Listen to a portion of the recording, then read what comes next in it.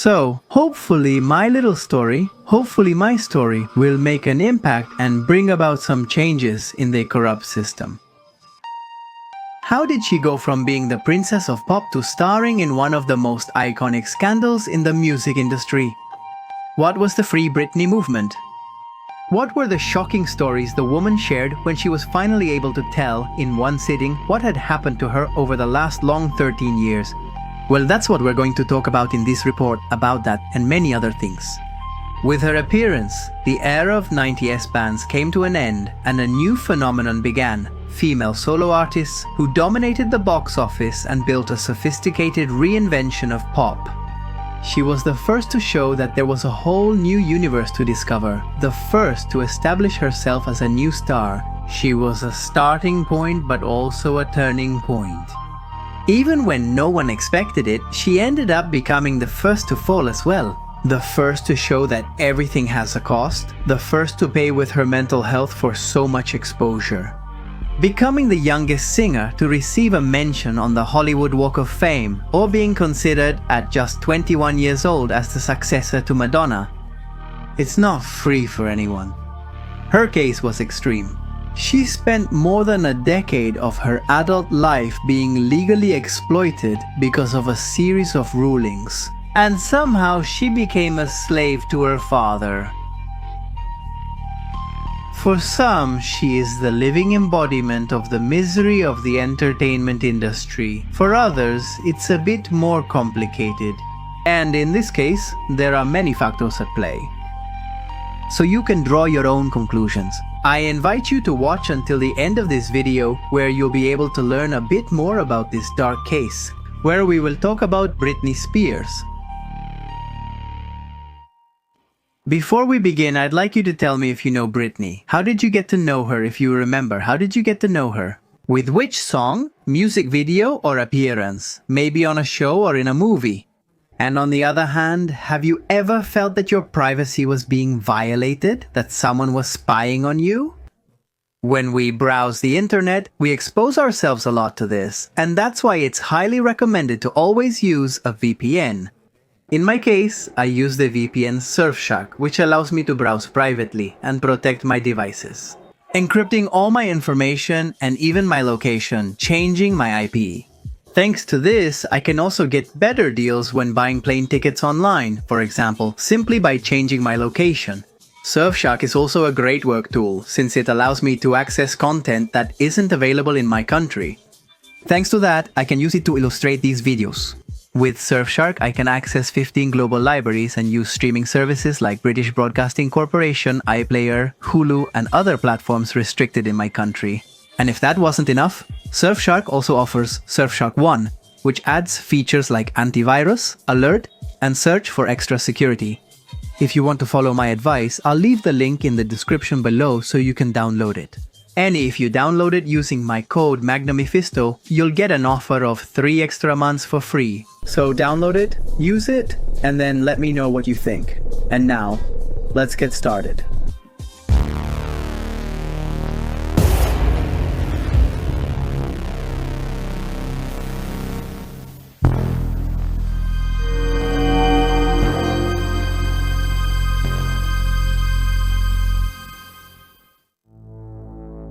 February 16, 2007 would become a landmark date for an entire generation. No one knew it, but that day would go down in history thanks to a series of photographs that would show the bizarre downfall of someone who had been considered the industry's golden girl for years. By that time, Britney Spears had entered a clear spiral of self-destruction. Nightly, she visited the area's most expensive bars, always among other stars. She seemed erratic, smiling, manic, at times provocative or exhausted. The truth is that her images, late at night, only showed one thing. She desperately needed to stop, but she didn't stop. Many say the bad streak began after her separation, when her ex prevented her from seeing her children. All small details that had cornered her sanity and had brought her to the brink of an internal breakdown. A breakdown that had been postponed until that February 16th. We all know the image. Britney in front of a mirror with her blonde hair falling in locks, while she runs an electric razor over her head. It was the ultimate transformation. Who had represented all these sweet chaste girls in the city? She was fed up once and for all, and with that simple act, she declared war on her surroundings. Previously, they had wanted to admit her to a rehabilitation clinic. Björk had invited her to Iceland so she could escape from the press, but nothing had worked. After getting rid of her hair, Britney had entered a tattoo parlor. She had gotten a cross and some red lips tattooed. In her eyes, according to those who attended to her, only one thing could be seen: anguish. One of the women who was drawing on her skin cautiously asked her why she had shaved her head. Britney. She sighed without looking at her and said, "I don't want anyone touching my hair. It makes me sick." This was no small statement, considering that for years Britney's image had been controlled by an entire marketing apparatus. They had created a fake Britney who was now slowly falling apart in front of everyone. It didn't take long for another snapshot to make history, the girl hitting the car of one of the more than 100 paparazzi who harassed her daily with an umbrella. The public's morbid curiosity only made things worse. And in the midst of a media frenzy questioning the mental health of the pop princess, her father stepped in. In August 2008, a court decided the singer would stay under the man's temporary guardianship. What was expected from all of that? That Britney could get back on track, find herself, rest, that she could calm down all that overwhelming emotion? However, the nightmare was just beginning. But let's not get ahead of ourselves. To understand what's coming in the future, we need to start at the beginning.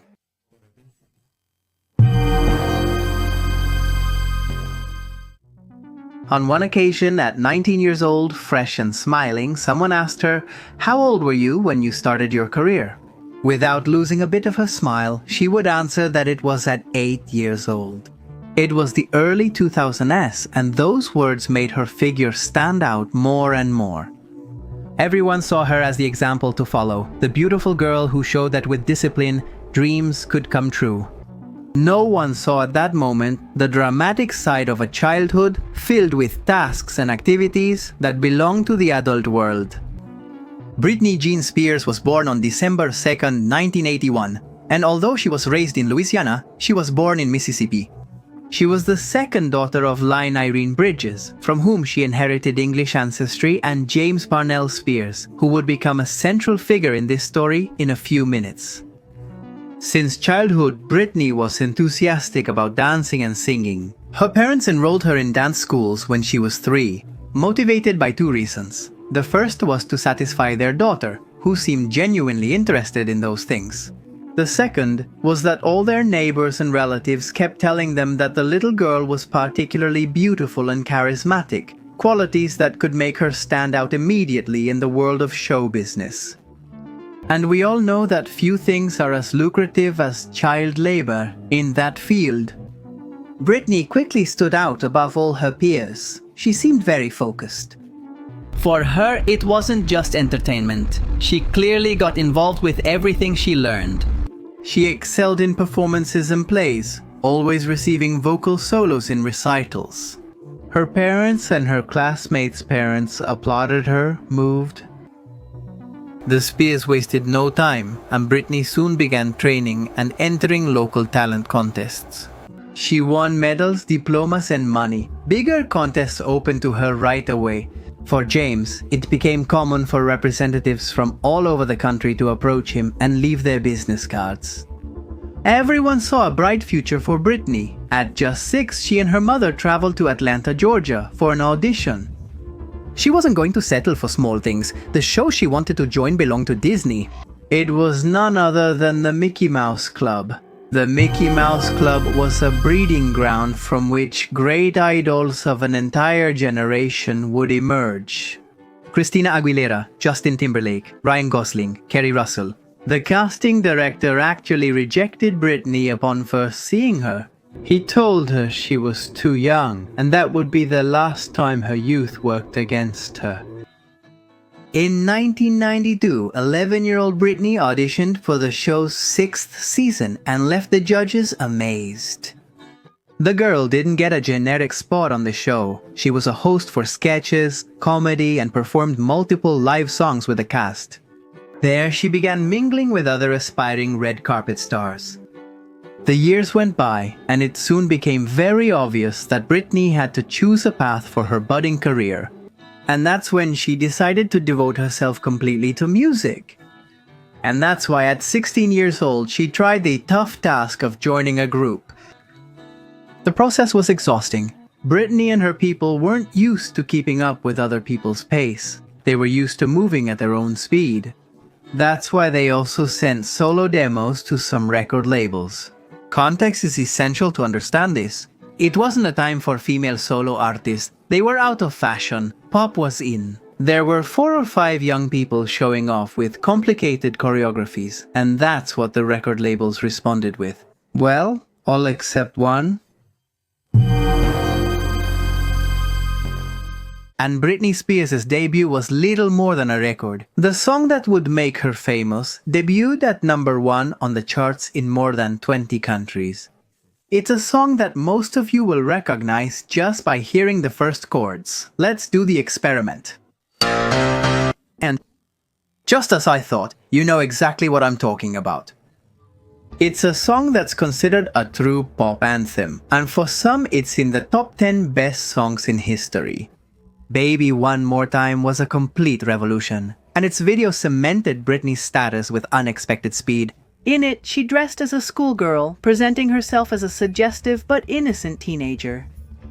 In January 1999, her first album, which had the same title as the single, was released. To confirm what everyone already suspected, Britney had come to stay. She explored different genres in each track. The album was a real diamond in the rough that took months to be dethroned, from one day to the next. The young woman, who dreamed of filling stadiums, spent nearly 6 months touring and performing on stages across the United States. Britney's success triggered the rise of other young singers. Britney was ultimately proof that a new world was coming. Her 2 Grammy nominations in 2000 are proof of this. Even so, many dared to doubt her talent.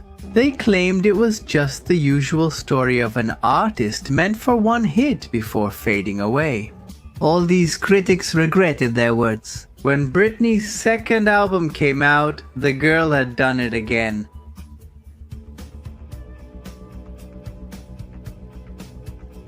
After releasing her new work, Britney leveled up. She gained opportunities for an international tour and won over new audiences. While her relentless personality on stage was becoming more established, she began to show another kind of vulnerability. Around that time, there were plenty of moments when her perpetual smile would leave her face for a few minutes. At times, Britney seemed disconnected. In an interview with Rolling Stone, would you say she even had a scheduled hour of peace every day set by her managers? Britney only found peace when she was permitted. The rest of the time, she was forced to fulfill the long list of obligations that came with becoming the ideal of an entire generation. She also thanked journalists who reminded her she was very young.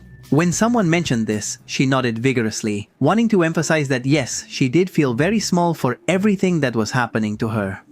Today, many people say and maintain that Britney had been asking for help since those years.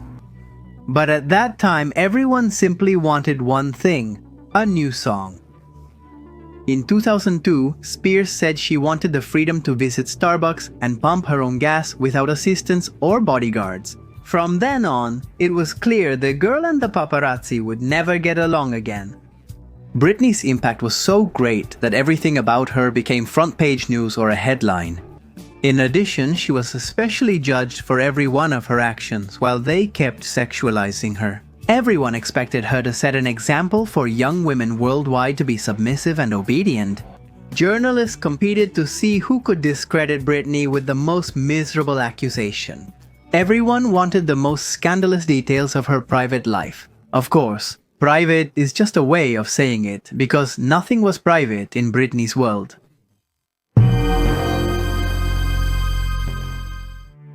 In the year 2000, besides being considered by many as the #1 singer of the moment, Britney Spears began to star in what became known as the most acclaimed romance.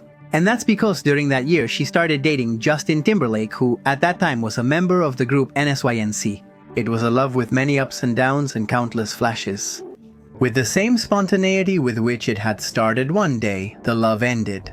Rather than staying low-key after the breakup, Justin repeatedly hinted in lyrics that Britney had cheated on him. So once again, the moral scolding fell on the young woman.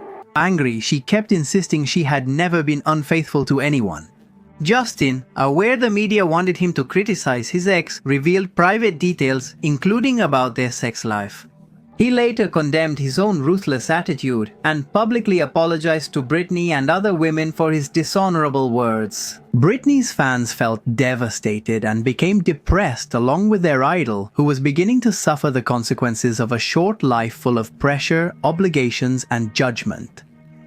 By 2003, at just 22, Britney had released 3 albums. She had debuted as an actress and had received awards that had never been given to someone her age.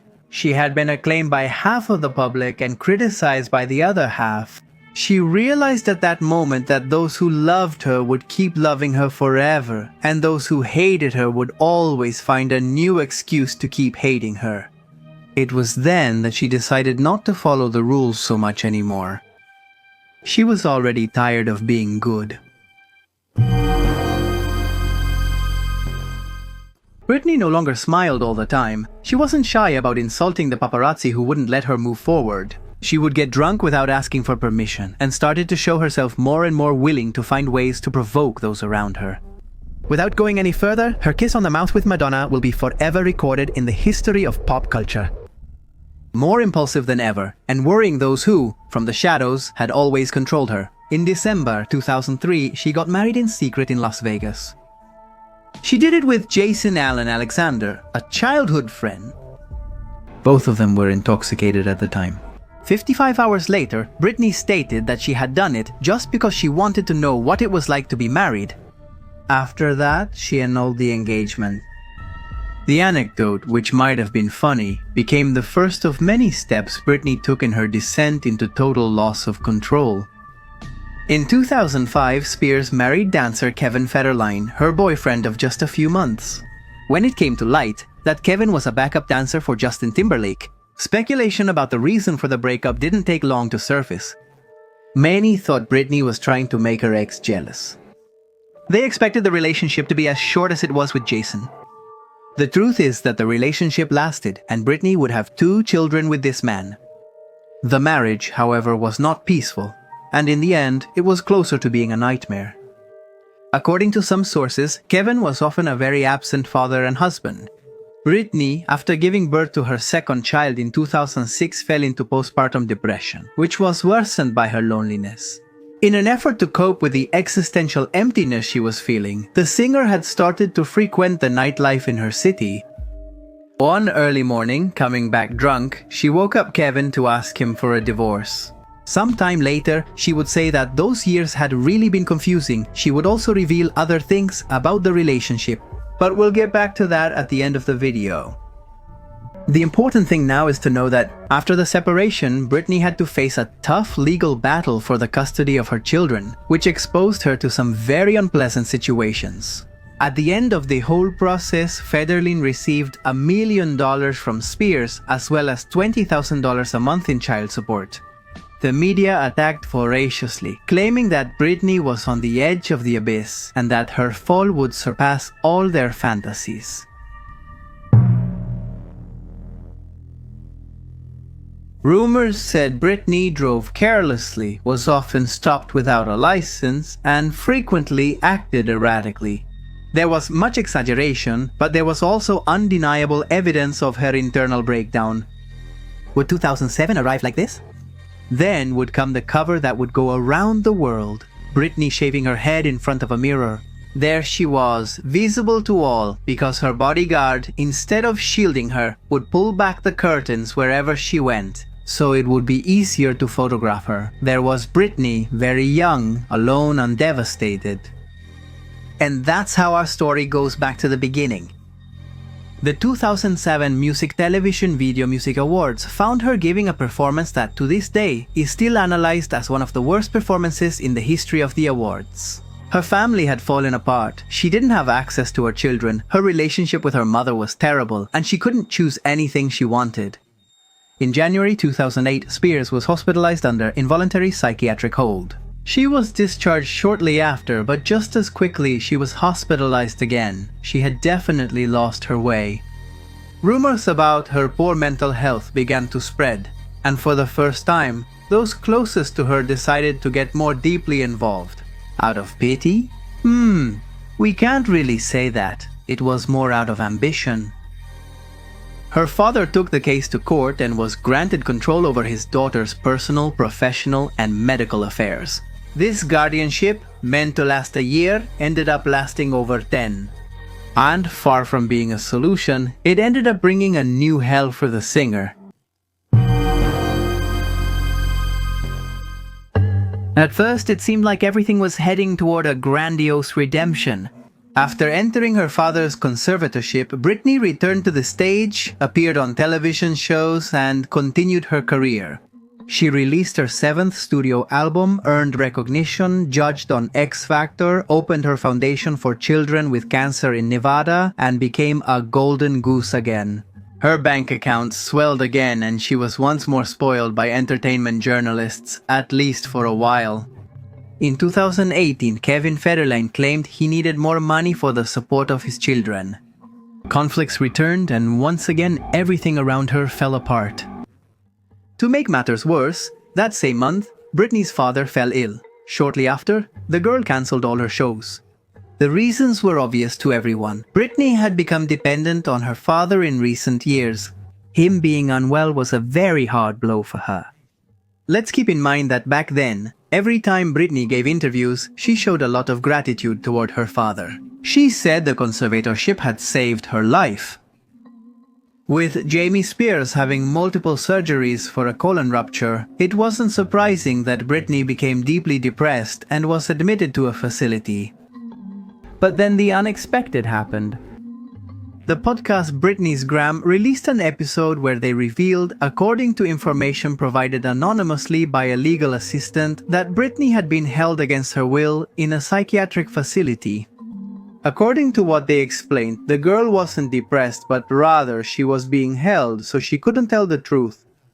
But what truth?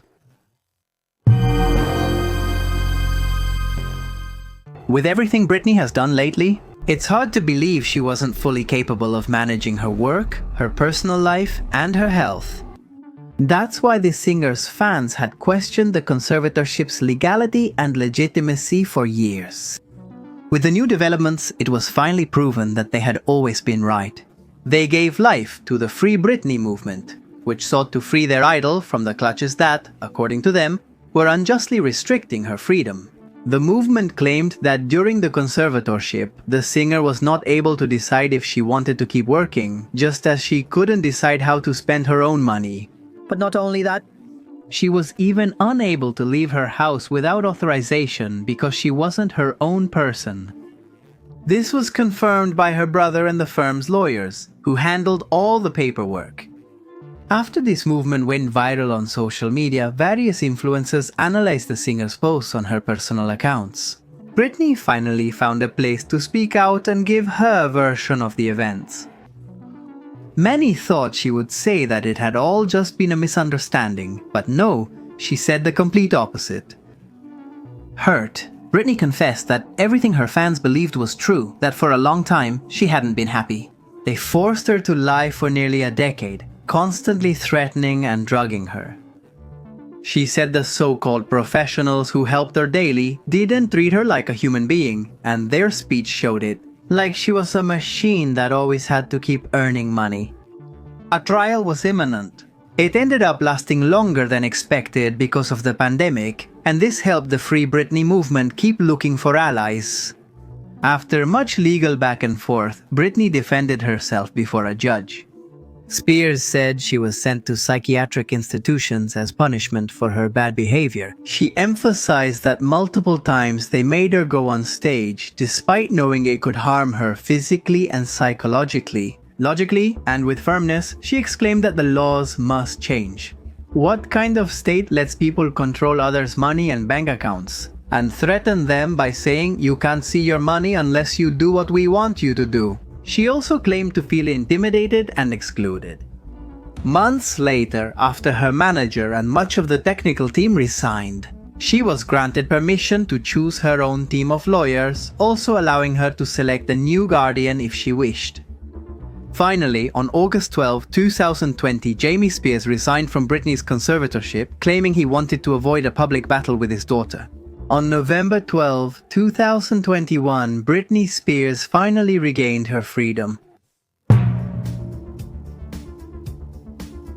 Things remained unstable after the conservatorship ended. Britney stayed controversial for multiple reasons. Just 6 months after regaining her freedom, she announced that she was pregnant by her new boyfriend, Sam Asghari. However, on May 14, 2022, she stated that she had suffered a miscarriage. Recently, January 2023, the couple was spotted at a restaurant and witnesses said Britney had a nervous breakdown toward a group of photographers. They say she shouted incoherently and left the place insulting people. Of course, gossipers are talking about new problems and the most unscrupulous ones. They even suggested that maybe the woman over 40 is not in a condition to go without constant medical care.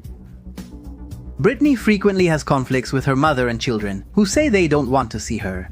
She, for her part, says she understands them, but also asks them not to believe everything their father says. Britney claims that Kevin always took advantage of her and only used her to get money from her. She claims the man manipulated her as much as others. Little is known about her relationship with her father. Occasionally, she posted harsh messages to him like, "I pray every day that you burn in hell." The Free Britney movement managed to put the public eye not only on the complicated situation the singer was going through, but also drew attention to all the strange events related to the conservatorship.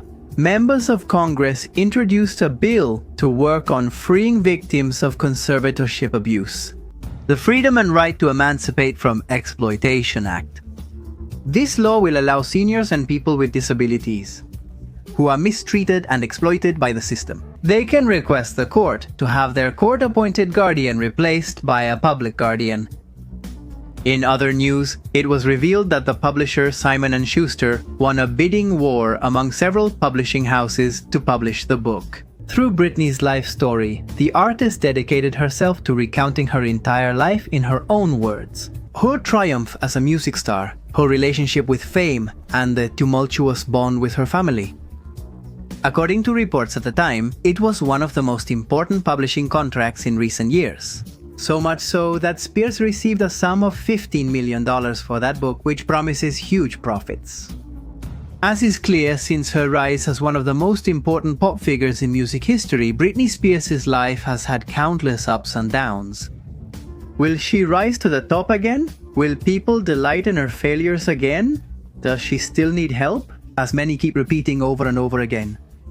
For now, we don't know. What is clear is that Britney Spears, no matter what happens, is she still profitable. And that, in a hostile, ruthless, and greedy world, is both her greatest virtue and her worst curse. That's today's story. I hope you enjoyed Britney Spears' story. If you enjoyed it, please like, subscribe, and enable notifications. I also invite you to leave your comments with your own conclusions about this case.